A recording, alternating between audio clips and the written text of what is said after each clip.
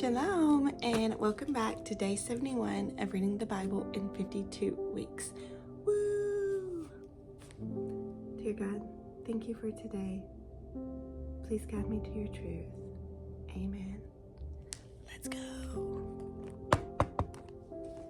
Today we'll be reading Judges 16 through 18. Samson went to Gaza, where he saw a prostitute and went to bed with her.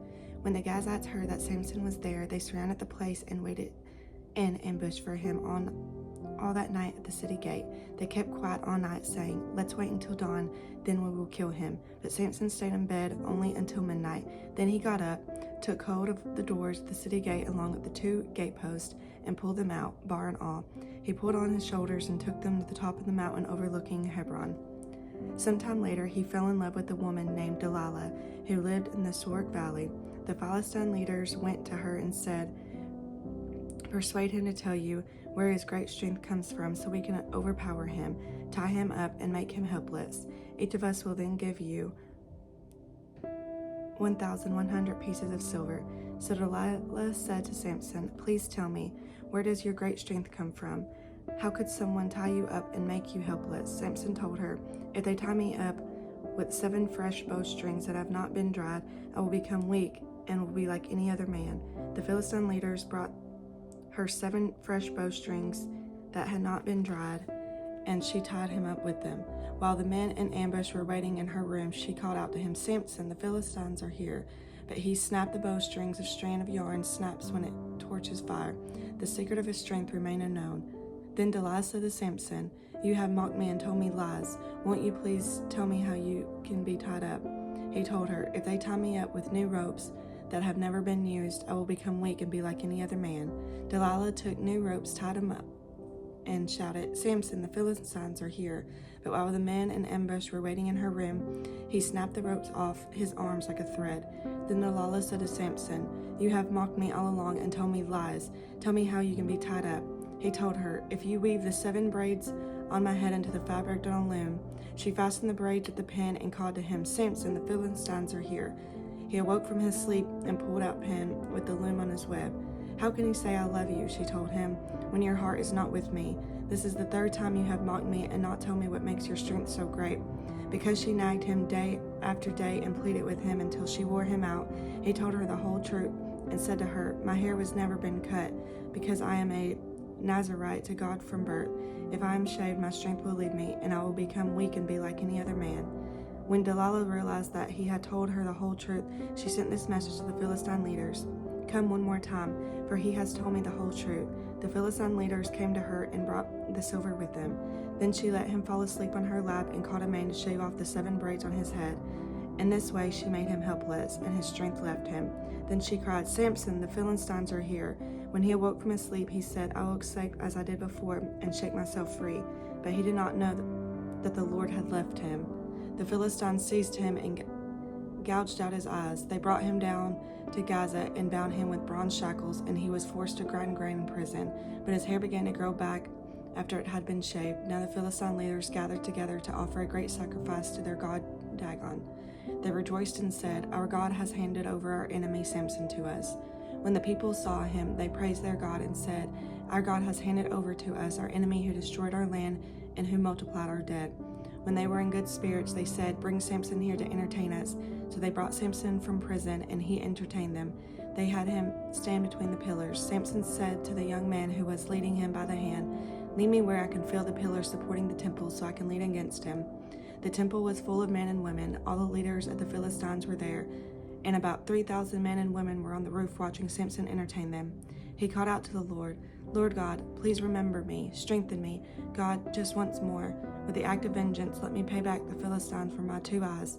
Samson took hold of the 2 middle pillars supporting the temple and leaned against them.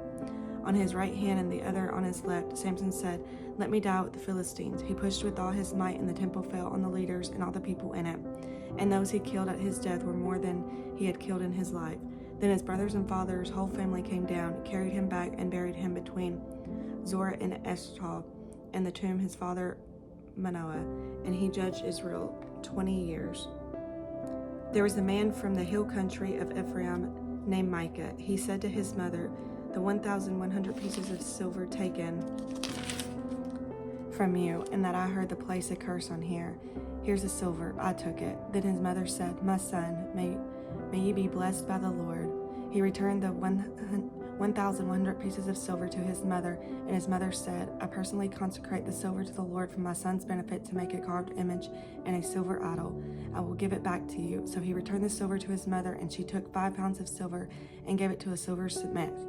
He made it into a carved image and a silver idol, and it was in Micah's house. This man, Micah, had a shrine, and he made an ephod and household idols, and installed one of his sons as priest. In those days there was no king in Israel. Everyone did whatever seemed right to him. There was a young man, a Levite from Bethlehem of Judah, who was staying within the clan of Judah. The man left down Bethlehem in Judah and stayed wherever he could find a place. On his way he came to Micah's home in the hill country of Ephraim. "Where do you come from?" Micah asked him. He answered him, "I am a Levite from Bethlehem in Judah, and I'm going to stay whenever I can find a place." Micah replied, "Stay with me and be a father and priest, and I'll give you 4 ounces of silver a year, along with your clothing and provisions." So the Levite went in and agreed to stay with the man, and the young man became like one of his sons. Michael consecrated the Levite, and the young man became his priest and lived in Micah's house. Then Micah said, "Now I know the Lord will be good to me, because the Levite has become my priest." In those days there was no king in Israel, and the Danite tribe was looking for territory to occupy. Up to that time, no territory had been captured by them among the tribes of Israel.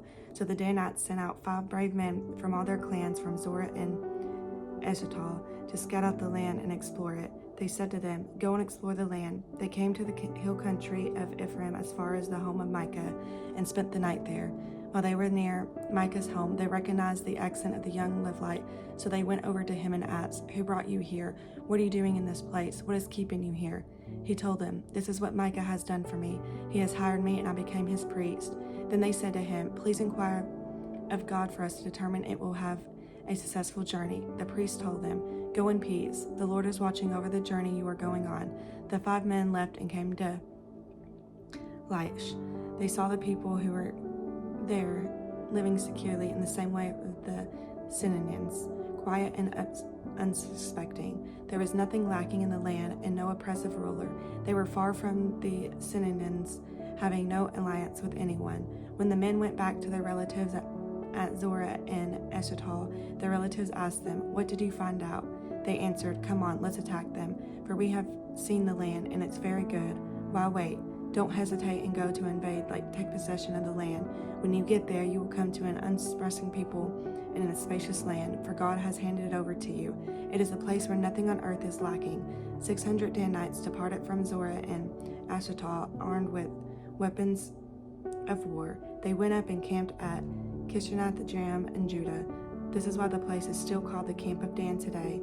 It is west of the Kiriath-jearim. From there they traveled to the hill country of Ephraim and arrived at Micah's house.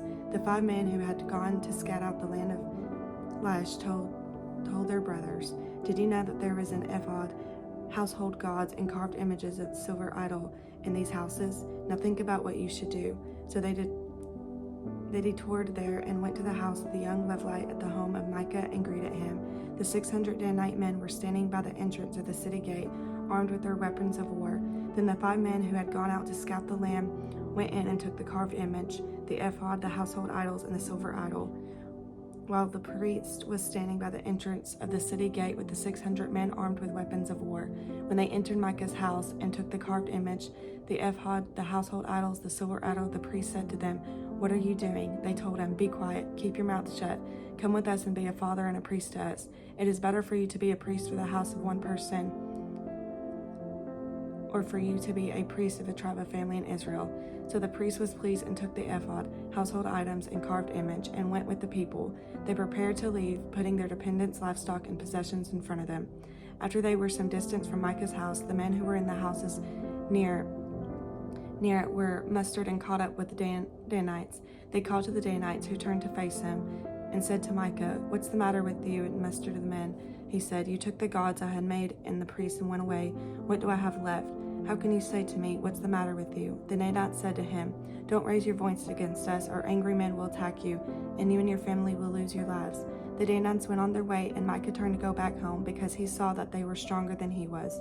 After they had taken the gods Micah had made the priests and belonged to him, they went to Laish, to a quiet and unexpected people. They killed them with their swords and burned the city.